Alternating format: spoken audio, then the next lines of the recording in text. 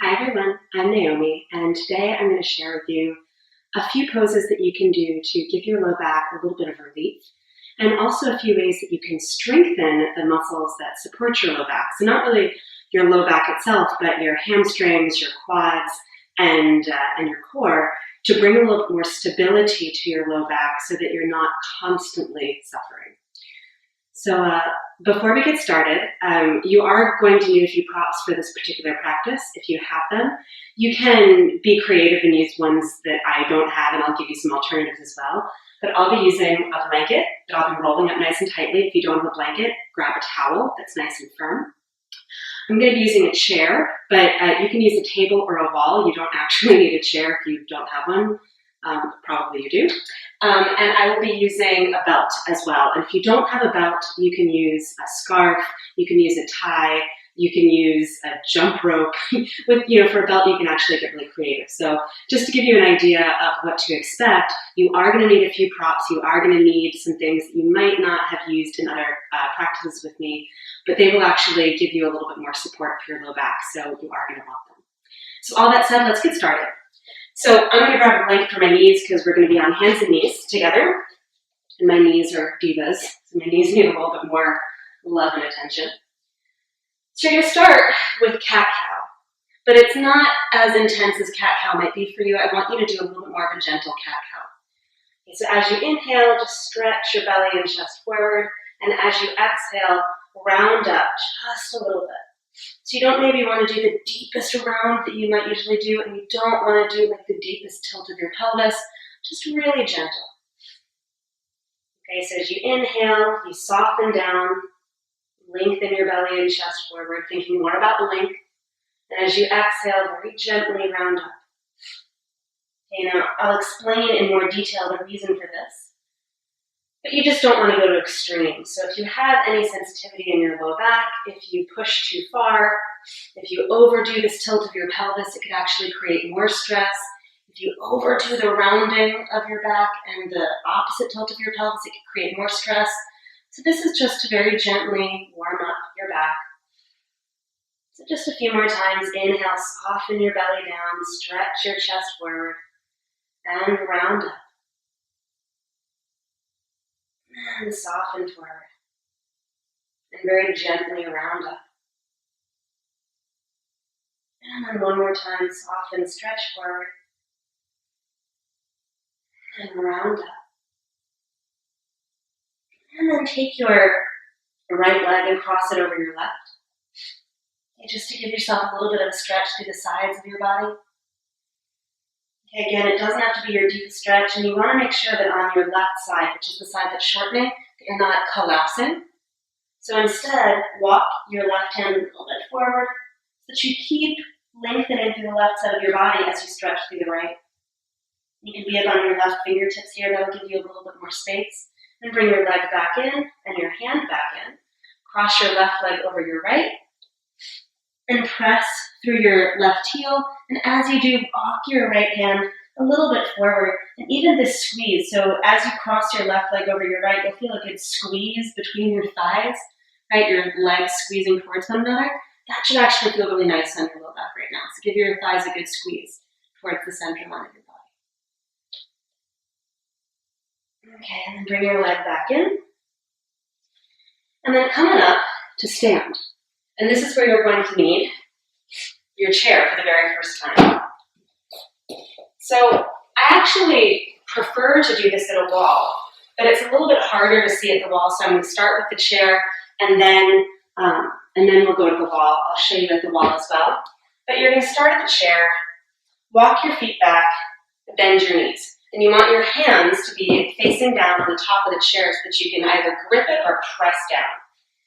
Okay, now once you've walked back so that your feet are right underneath your hips with your knees bent and your torso is about parallel to the floor, bend your knees a little bit more deeply, and just like you do in the cow part of cat-cow, where you tilt your pelvis here, and stretch forward through your spine. Okay, now at the same time, squeeze your legs towards one another, as though there was a block between your thighs. Squeeze them towards one another, and stretch out as long as you can. You can keep your knees a little bit bent, particularly if you are a little bit tighter in your low back. Keep your knees a little bit bent and try to push your hips as far away from the chair as you can. At the same time, pull your chest forward towards the chair. So you're moving in two directions. Okay, and then very carefully, step back in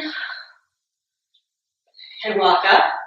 So I like to call that chair dog because you're using the chair and you're creating the shape of downward facing dog, but it's a little bit less labor intensive than being flat on your hands in downward facing dog. And even though downward facing dog can be really great for your low back, if you're tighter in your hips, you'll feel it a lot more in your shoulders and your neck and your upper back, and that won't feel like a live relief. So, okay, now you can also do this at the wall. I'm just going to move my chair to the side a little bit, try to get it out of the way. You can place your hands at the wall. Give your knees a little bit of a bend, and with your knees bent, push your thighs back. So it's the same idea, wall dog. Knees bent, push your thighs back. You should be creating a little bit of space through your low back. Okay, so you don't want to be round through your low back. You actually want a lot of space. So stretch back through your thighs. Dig into your heels. You can be on your fingertips or on your palms, whichever feels better for your spine. And as you dig into your heels, send your butt way, way, way, way, way back. And at the same time, stretch your chest forward, so your spine should feel nice and long. Okay, and just like you did before, come all the way back up. Bring the chair back in, because we're going to use it again, although not yet. So the whole idea of that is really to create more space in your low back, and this is where I want to explain. Okay, so when you're in pain in your low back, the tendency is for your thighs to come forward and your low back to be kind of flattened in. Okay, so gravity is doing a big number on your spine. Okay, so you want the opposite. You actually want your thighs to go back, so you create a little bit more of curve in your low back. You want a little bit of an arch. That's going to make you feel a little bit better. Okay, so the tendency is to be here and to around, and we even do that to try to heal. I'm telling you to avoid that. Okay, so none of this rounding. That's why you're not going to see any forward bends to relieve your low back pain, because they're not going to help. What you need is actually more length and more space. Okay, so next thing that we're going to do, I'm going to take my chair and put it out in front of me on my mat so it can't go anywhere. I'm going to walk back, hold on to the chair, bend your knees, and send your butt way, way, way back. And you're just really holding onto the chair for balance. You can actually do this without the chair and bring your forearms to your thighs if you like. It's kind of nice to use the chair. You can hold onto the sides and kind of pull back a little bit more. It's even nicer to do this with a person holding on to forearms, but if you don't have a person handy, okay, use the chair. Okay, right about now, your quads will start to feel like they're on fire. If you smell smoke, you know where it's coming from. Okay, but building up the strength in your quads is actually going to help open up space in your low back, make your legs strong enough to help support your spine. Just keep lengthening through your spine, dig into your heels. Take one more full breath in, full breath out, come all the way up to stand. Give your legs a little shake, give your hips a little shake. Okay, I'm just going to move this blanket so I have a little bit more space. Okay. I'm going to scoot the chair forward because you're going to use the chair again. Should have just called this the chair practice. Okay, keep your left foot forward, step your right foot as far back as you can on your mat, which if your chair is in the middle of the mat like mine, it's going to go right to the very end of the mat. Your right heel should be at the end of the mat. Okay, now bend your left knee and squeeze your legs towards one another. Squeeze them in. So like you're trying to pull from your heels up towards your hips. And dragging your heels towards one another. And you can walk down a little bit further on the chair. You can rest your forearms on the chair. Depends how high up it is. You can also do this at a wall. So imagine if my hands were at a wall, I'd be pushing into the wall. Okay, and I'm trying to push away. I need the chair to be a little bit further forward, to be perfectly honest. And then start to work your legs a little bit straighter. And you can, again, rest your forearms on the top of the chair. You can go a little bit lower. You can rest your chin on the chair if you want. But stay really long through your spine. And just opening up a little bit of space in your hamstrings. And trying to keep your hips level at the same time. And make sure as you're doing this, that your right foot doesn't point all the way forward. And that you're not locking out through your knees. Okay, so you still want to press out through your feet, almost as though you're trying to bend your knees, but you can't bend them. Okay. Take a full breath in, full breath out, walk back up, step forward, step your left leg back, and wiggle it back. So this is like Parsvottanasana. Some people call it pyramid pose. Both of your legs are straight. Okay, so your right foot should be pointing straight forward. Your left foot points a little bit more on the diagonal than forward. Give your left knee a little bit of a bend and just push back through your hips and squeeze your heels towards one another. Tendency will be for this right leg, which is the one that's forward, to spin out, but squeeze them in. Squeeze both thighs in. Again, you can rest your forearms on your thigh or on the chair. You can walk your hands down a little bit. As long as you stay lengthy through your spine, as long as there's space through your spine, you're good.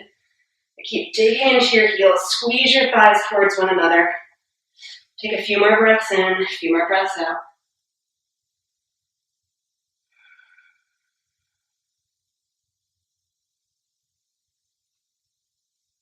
And then rebend your left or right leg rather, straightened and step up.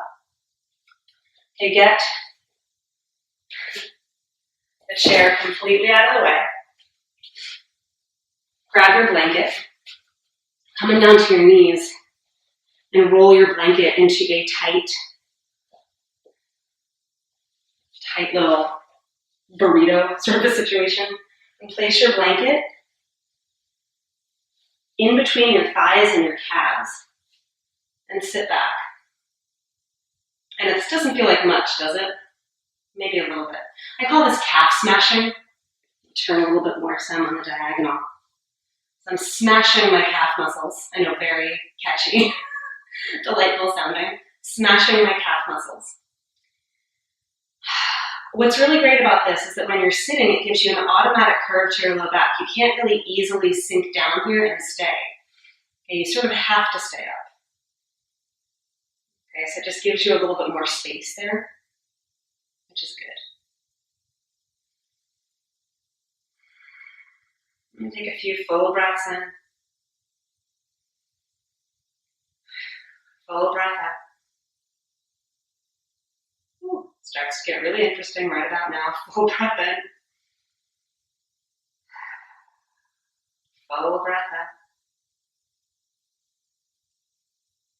Okay, one more full breath in. Full breath out. Remove the blanket completely. If you need it for underneath your knees, again, you can place it in the middle of your mat. Just unroll it. Okay, step your right leg forward, your left knee on the blanket if you're using it. Reach for your left foot with your left hand for a quad stretch. And if it's really uncomfortable to have your knee on the floor, you can come up to stand, and you can do this standing. Okay, so you can do a quad stretch here.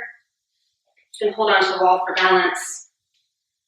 I like doing the quad stretch with my knee on the ground because it gives another point of foundation which actually intensifies the stretch. Okay, so it's going to give me a little bit more access. And then to create more space for my low back, take the top of your thigh back, so your thigh bone's a bit more vertical. Then move the top of your pelvis back, so your hips are a bit more level. And then maybe lunge a little bit more deeply towards the front of your mat. Okay, let that go. And switch. Reach for your right foot with your right hand.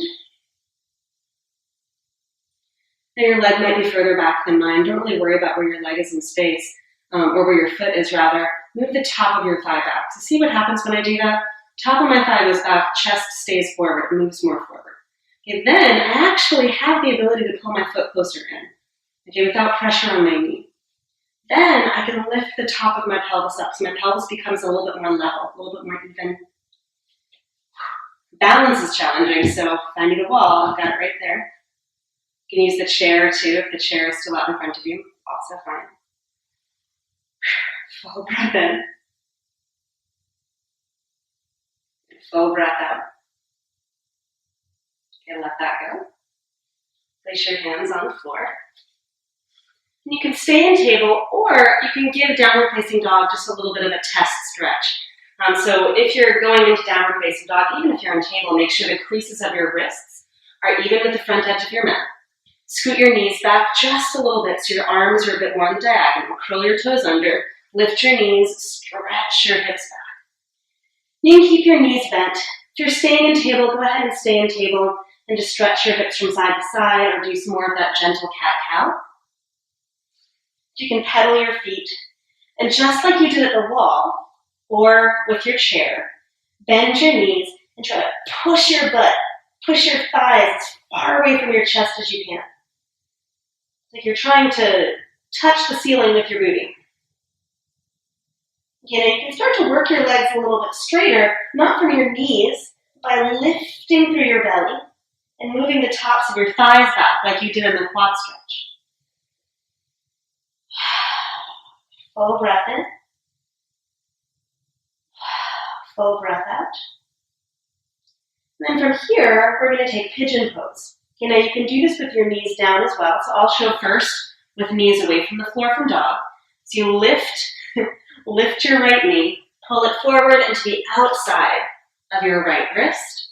Unless you have knee pain, and then you bring it a little bit more to the center. Outside of your right wrist, and then just fold forward. Okay? And I don't want this hip supported on anything. I actually want it to be lifted. That's going to keep my low back happier. Back toes can untuck so the top of the foot is flat. If you were not in dog, if you were in table, it's the same idea, just with your knees down, slide your knee forward, and then widen it to the right. Okay?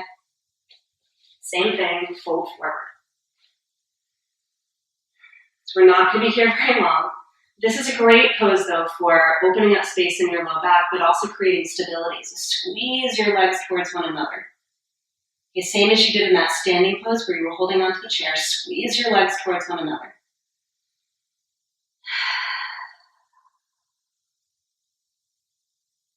And you want to make sure that you're not rolling to your right hip. It's your front hip.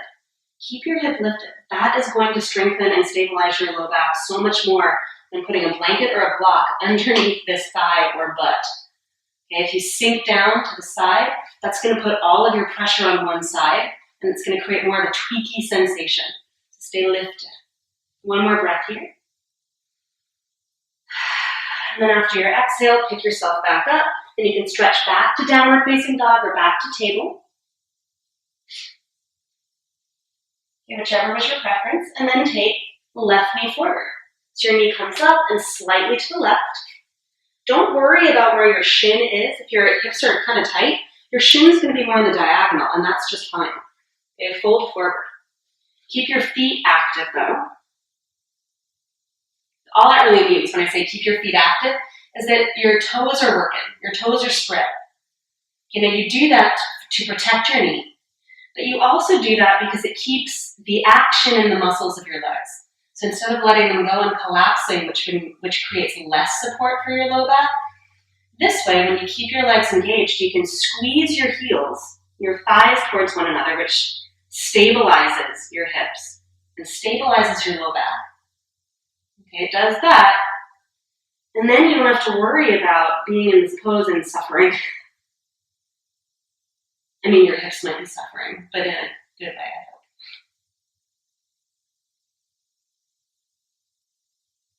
Take a full breath in here. Full breath out. Do one more full breath in. And then make your way back up. Go back in a downward facing dog. And then take your knees down to the floor. You can move the blanket out of the way for the next couple of poses. And come to lie on your belly, propped up on your forearms. And curl your toes under. You can have your palms flat, or you can make fists and have the side of your hand, the pinky side of your hand, pressing in, whichever feels better to you. Okay, if you have a block, which I didn't mention at the beginning, but if you have a block, you can hold on to the block as well. So that's just another option. Okay, however you are here, squeeze your forearms towards one another. Squeeze your heels towards one another. And as you squeeze your heels in, you should feel your belly lift and your pelvis lift. Go all the way up, keeping your knees down. Knees stay down. Okay. So once you're here, you're engaging your abdominal muscles quite ferociously, I might add. What you want to make sure you're not doing is sagging through your thighs, sagging through your hips. Nobody wants to sag ever, anywhere. But more to the point, you want to stay lifted through your thigh bones and through your back, particularly through the middle of your back. Okay, so you're not shifting back. Your upper arms should stay vertical. Okay. Squeeze your forearms towards one another, squeeze your heels towards one another. Now, if you feel pretty good here, you can go ahead and lift your knees and reach back for your heels. When you keep your knees down, it's basically the same thing. You're going to be in the same amount of abdominal activity as you are with your knees lifted. So just a few more breaths in and out here. And then lower all the way down. Okay. And then roll over onto your back, please. Grab your belt. You roll over onto your back. Okay, before you're going to use your belt, take your feet as wide apart as your mat. You can set the belt to the side and just drop your knees over to the left. Just let them fall. And this is one of my favorites for releasing pressure in the low back, in my low back in particular. So as you drop your knees to the left, the right side of your body is going to get a little bit more of a stretch. If you want an additional stretch, just extend your right arm over your ear.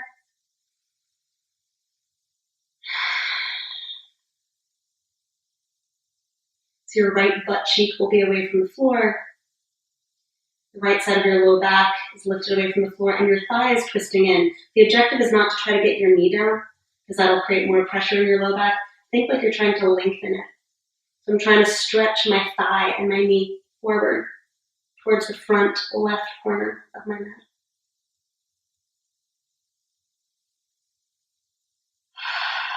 Oh, yeah.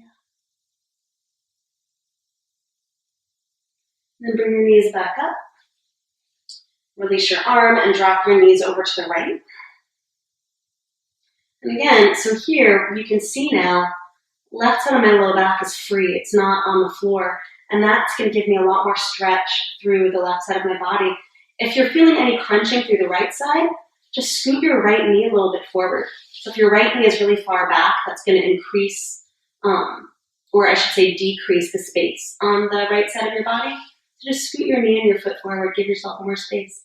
And think length, not down. Lengthen your left thigh towards the front right corner of your mat. And if you want more stretch, left arm over your ear. Oh yeah, that was good stuff.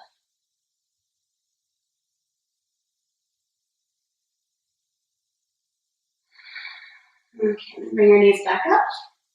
Now you can grab your belt or your scarf. Take the belt, loop it over your left foot, extend your left leg straight up and your right leg out. Okay, now you can do this holding onto the back of your thigh as well, which is just fine. I think for working with low back stuff, with any low back pressure, or if you're trying to stabilize your back, it's actually nicer to have a belt because you can pull down more. Okay, whereas here you're just pulling in when you're holding onto the back of your thigh. If you're holding onto the belt, you can actually pull down a little bit more and press up. And you want both.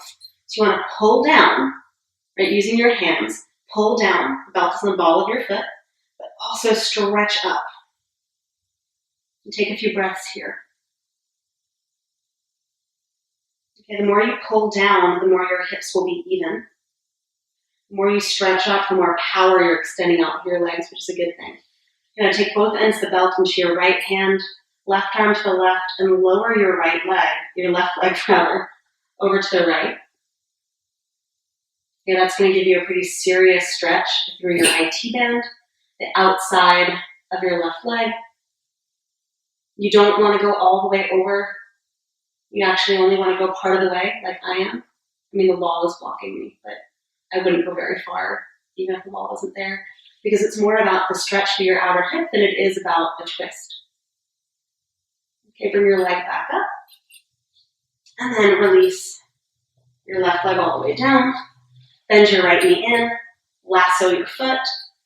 Keep your left leg really long on the floor. Okay, so don't let your left foot point out, point it in and up, and then extend up through the ball of your right foot as you pull down. So you also want to make sure that your belt isn't looped. You want actually both ends of the belt to be free. Okay, because you want to hold on to both ends of the belt with each hand. Okay, so you're not just holding on with one hand here.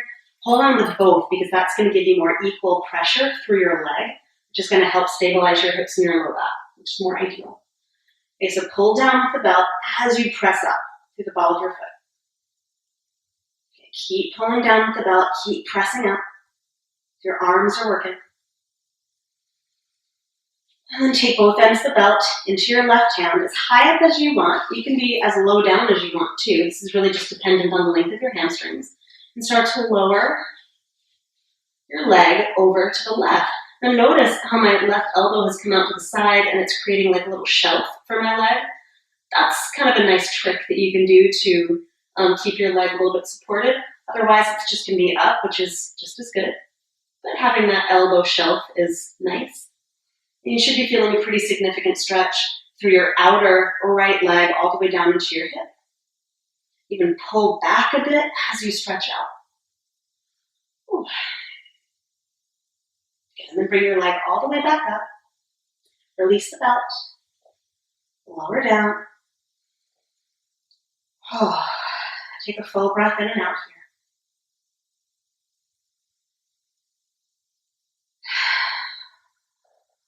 And then bend your knees.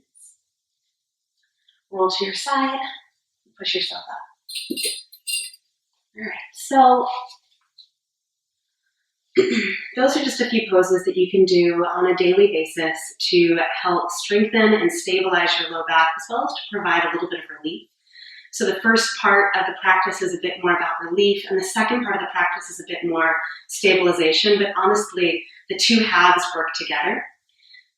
You can pick out a few poses to do each day. I know this is a little bit of a longer practice. We're working on 25 minutes at this point, so once you've done this one time through, you can pick out some of your favorite poses, some of your favorite exercises, and just do one or two of them each day and see if that creates a little bit more space and security in your low back, because that's what we're after. Because honestly, when you do yoga, you should feel really good. Yoga should make you feel better. It shouldn't make you feel worse. So hopefully this practice has given you a few tools to not only make your back feel better when you're on your mat, but heal your back in the long term so that you feel better and are free of chronic low back pain. So thank you for tuning in today and for giving yourself a little bit of healing and support for your body. I would love to hear how this practice felt for you in the comments below, so please let me know. You can give me a thumbs up, or you can offer me a comment and tell me how you felt after this practice so that I know. And if you're curious, if you're confused about any of the instructions, you can also leave a comment and I will happily explain a little bit more if need be. Thank you again for sharing a little bit of time on your mat with me, and I look forward to doing it again with you really soon. Bye.